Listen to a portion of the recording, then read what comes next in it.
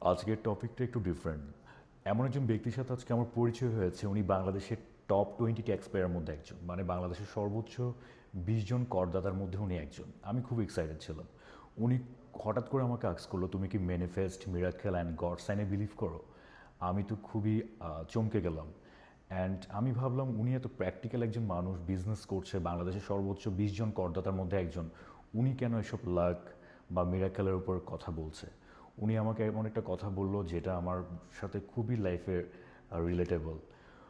বলেছে উনি, god and universe যখন তোমার জন্য যে জিনিসটা লিখে রেখেছে অটোমেটিকলি তোমার কাছে চলে আসবে, এটার জন্য তোমার অনেক বেশি পরিশ্রম করতে হবে না।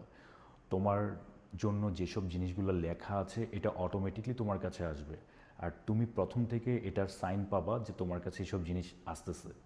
সো জিনিসটা খুবই আমার সাথে রিলেটেবল। আমি মানে শুনে অবাক হয়েছি আজকে এই জিনিসটা। Thank you.